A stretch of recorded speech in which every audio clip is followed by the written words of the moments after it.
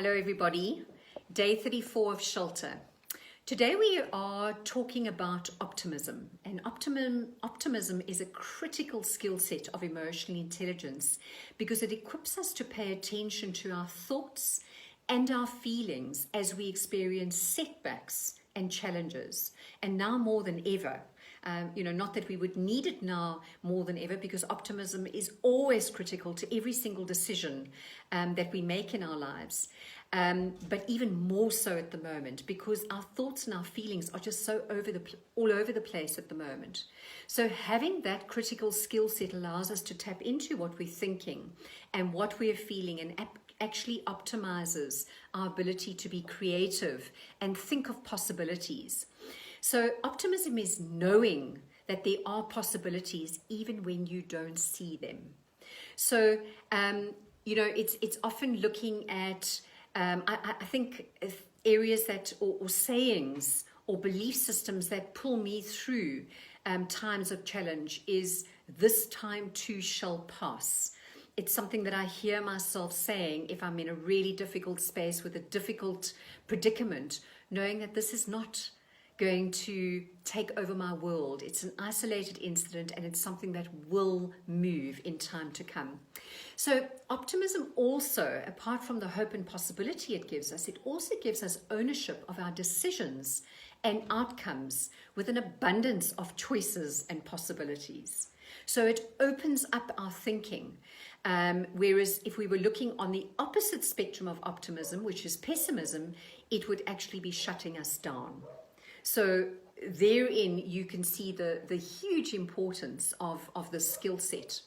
And then, of course, optimistic thinking encourages innovative thinking and increases risk-taking. And right now, I think a lot of us are taking risk with, taking our businesses as they stand right now and looking at how we can break them down and offer something different in this new norm that we find ourselves in. So whatever that might be for you, I think it's critical to be thinking of this skill set that is going to stand you in good stead. So let's look at, I'm going to mention 5 ways that you can actually develop your optimism. And the first one you want to look at is changing your lens. So if you're on the pessimistic side of the scale, in other words, if you're showing up with very negative thoughts, it's where you go. It doesn't matter what's going on. You generally look at the glass half full, or you look at a negative mindset around whatever it is that's going on.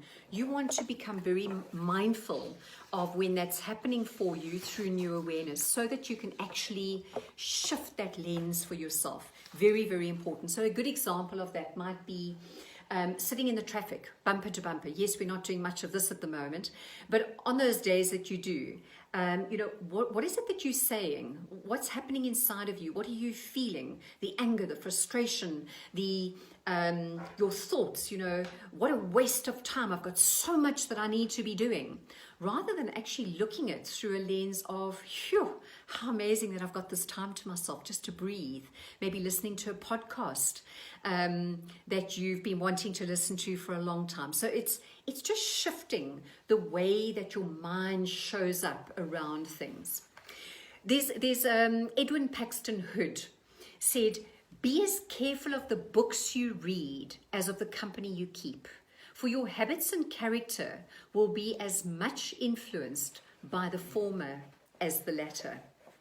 So as much as we want to be really aware of what's taking up our time, what we're reading, what movies we're watching, who are we spending time with? Now, we might not be spending a lot of time with people at the moment, but when we do get back to normal and we do start connecting again face to face, look at your friendship circles and determine whether the people that you're with are on the more pessimistic or the optimistic side of the scale.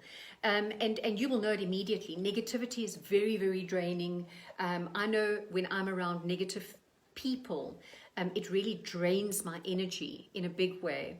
And I feel quite flat when I leave them.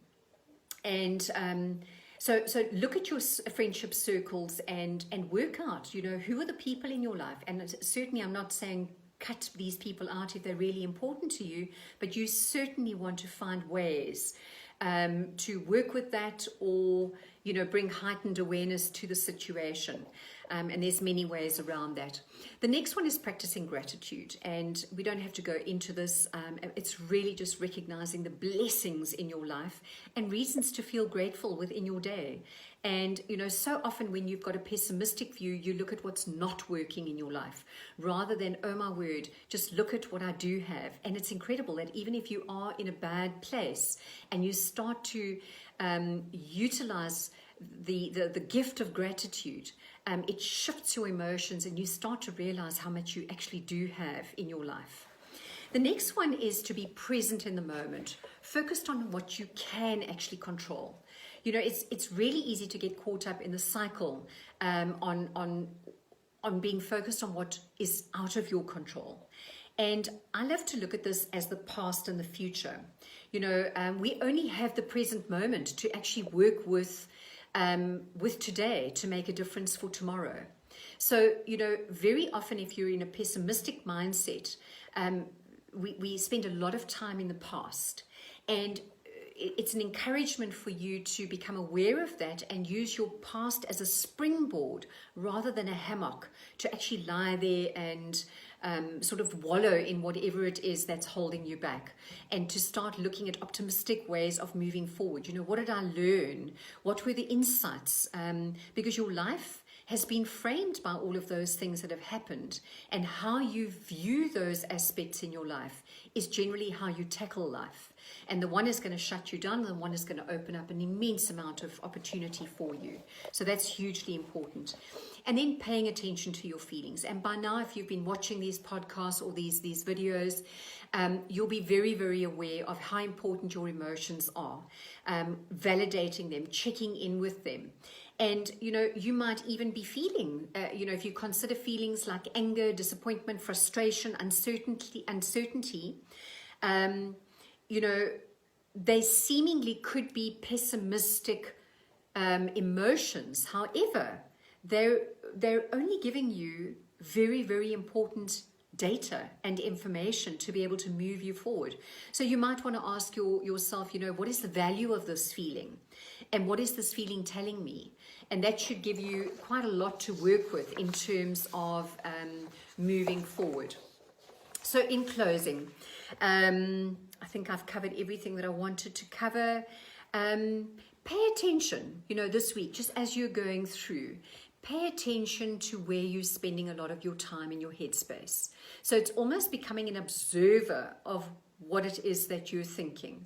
You can't think of what you're thinking in that moment without becoming an observer of your thoughts. So take a step back and give yourself that wonderful gift of determining whether you're sitting on the optimistic side or the pessimistic side of the scale, because it is going to shift and shape your life in the most beautiful ways. I'll see you tomorrow.